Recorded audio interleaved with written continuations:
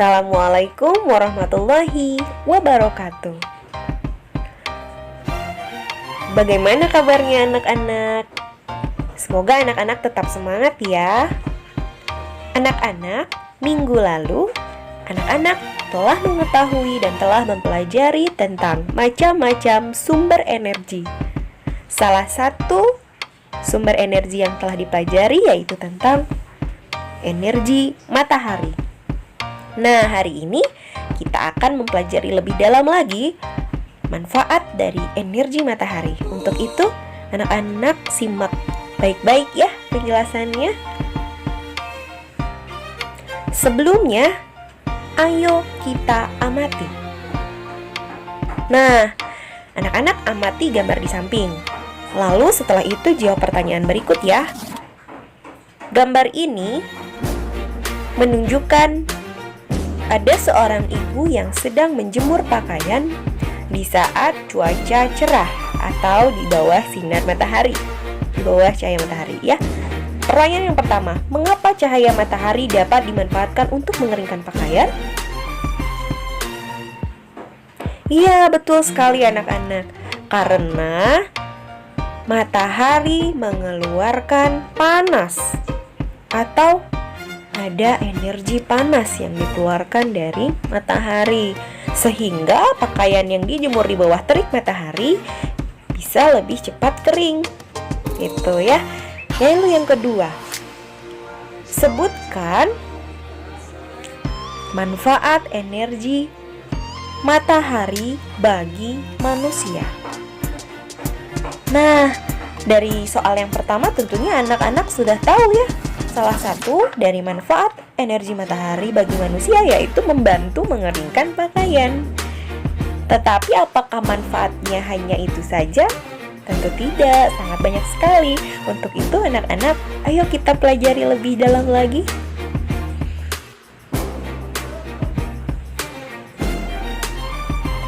Manfaat energi matahari. Matahari merupakan sumber energi di bumi dan salah satu energi terbesar. Matahari memancarkan energi cahaya dan energi panas setiap waktu dan takkan pernah habis. Jadi energi matahari ini termasuk energi yang tidak akan pernah habis dan selalu diperbarui ya anak-anak ya. Dan ingat, matahari ini memancarkan energi cahaya dan energi panas. Nanti anak-anak simak baik-baik, akan ada perbedaan manfaat dari cahaya matahari dan energi matahari, energi panas. Yang ketiga, energi tersebut sangat penting bagi kehidupan di bumi. Ya, selanjutnya, manfaat energi yang terdapat pada matahari dapat dimanfaatkan untuk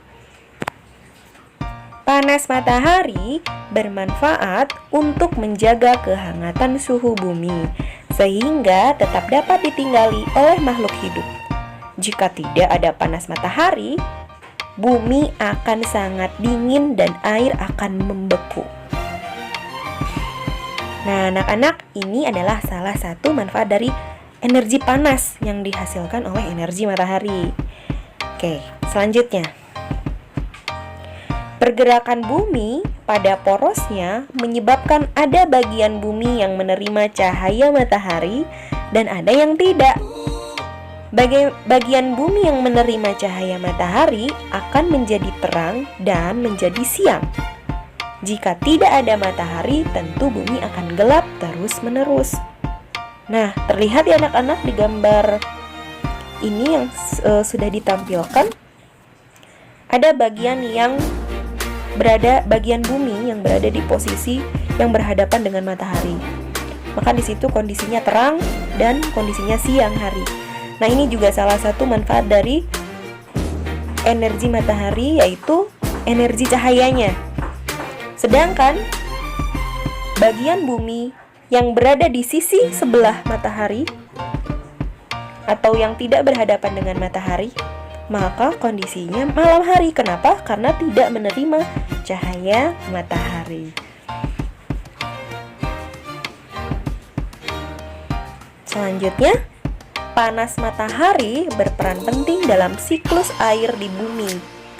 Panas matahari menyebabkan air yang ada di bumi menguap menjadi uap air.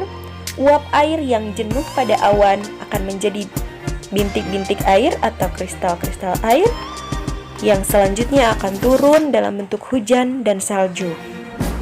Maka jika tidak ada matahari, maka tidak akan ada air hujan dan salju. Nah, ini penampakan atau gambar dari siklus terjadinya hujan ya anak-anak ya. Tahapan pertama tentu karena ada sinar matahari, panas matahari, dan terjadi penguapan dari air tuh. Kalau di gambar ini ada air di danau ya, terlihat seperti itu ya. Nah, air itu menguap, lalu penguapannya menjadi jenuh pada awan, lalu berubah menjadi bintik-bintik air dan turun menjadi salju atau hujan. Begitu anak-anak. Nah, selanjutnya untuk yang proses hujan tadi itu energi matahari yang dimanfaatkan yaitu energi panasnya ya nak. Nah, untuk yang ini bagi tumbuhan energi matahari berperan dalam pembuatan makanan atau disebut fotosintesis. Hasil fotosintesis diedarkan ke seluruh bagian tumbuhan sehingga tumbuhan dapat tumbuh dan berkembang baik. Fotosintesis juga menghasilkan oksigen yang sangat penting bagi pernafasan makhluk hidup. Ibu ulang, hasil fotosintesis diedarkan ke seluruh bagian tumbuhan sehingga tumbuhan dapat tumbuh dan berkembang biak. Berkembang biak ya. Fotosintesis juga menghasilkan oksigen yang sangat penting bagi pernafasan makhluk hidup. Nah, bisa dilihat anak-anak. Yang dimanfaatkan untuk fotosintesis adalah energi matahari berupa cahaya matahari. Di sini ada tulisannya sunlight ya. Itu cahaya matahari diserap oleh tumbuhan, lalu terjadi proses memasak di daun atau proses fotosintesis namanya. Setelah itu saat makanannya sudah siap, maka akan diedarkan ke seluruh bagian tumbuhan. Lalu terjadilah tadi tumbuh dan kembangnya baik dan dapat berkembang biak. Dan setelah itu fotosintesis juga nanti akan menghasilkan oksigen yang dikeluarkan juga dari daun-daun tumbuhan ini, yang itu dimanfaatkan oleh tumbuhan oleh makhluk hidup lain. Salah satunya juga adalah dimanfaatkan oleh manusia. Selanjutnya, panas matahari membantu proses pengeringan. Ini dimanfaatkan untuk mengeringkan pakaian yang dijemur, mengeringkan gabah yang dijemur oleh petani, serta mengeringkan makanan seperti kerupuk dan lain-lain. Termasuk yang minggu lalu dijelaskan, dimanfaatkan petani garam untuk membuat garam. Nah, yang dimanfaatkan untuk mengeringkan atau untuk menjemur makanan atau pakaian ini yang dimanfaatkan adalah energi matahari berupa panas matahari. Nah, anak-anak nanti harus jeli ya, mana yang menggunakan panas matahari, mana yang menggunakan cahaya matahari. Panas matahari mengakibatkan air laut menguap. Peristiwa ini dapat dimanfaatkan dalam proses pembuatan garam. Nah, yang tadi Ibu sebutkan ya, prosesnya seperti ini. Petani di pinggir pantai menyiapkan petak-petak tambak. Lalu, tambak diisi air laut. Air laut akan menguap dan tersisa kristal-kristal garam. Setelah sekitar 210 hari atau setelah kemarau berakhir, garam segera dipanen. Garam-garam tadi setelah dipanen lalu dijual ke pabrik untuk ditambah iodium dan dikirim ke daerah lain. Nah, ini gambaran untuk proses pembuatan garam yang memanfaatkan panas matahari. Nah, selanjutnya energi matahari bermanfaat untuk menghasilkan listrik. Alat untuk mengubah energi matahari menjadi energi listrik adalah panel surya yang tersusun atas sel-sel surya. gambar dari panel surya. Anak-anak bisa lihat di gambar tersebut yang ada di atap rumah. Nah, itu adalah gambar dari panel surya. Selanjutnya, energi matahari bermanfaat membunuh kuman. Oleh karena itu, rumah dan orang yang sering terkena sinar matahari akan lebih sehat dibandingkan dengan orang yang tidak terkena sinar matahari atau jarang terpapar sinar matahari. Jadi anak-anak jangan takut ya untuk keluar rumah, karena yang sering terkena sinar matahari akan lebih sehat tubuhnya. Tapi ingat, matahari yang sehat itu adalah matahari yang keluar di pagi hari. Itu yang lebih sehat. Cahaya matahari pagi membantu proses pengubahan vitamin D menjadi provitamin D menjadi vitamin D dalam tubuh yang berguna untuk kesehatan tulang. Nah, ini contohnya ya, saat olahraga pagi hari, terkena sinar matahari pagi, nah itu akan sangat sehat untuk tubuh. Nah, sudah tahu kan ya anak-anak dari penjelasan tadi? Anak-anak, setelah mendengar penjelasan tadi, anak-anak silahkan jawab pertanyaan berikut ini ya. Yang pertama, apa peran matahari bagi kehidupan tumbuhan? Dan bagaimana hubungannya dengan kelangsungan makhluk hidup?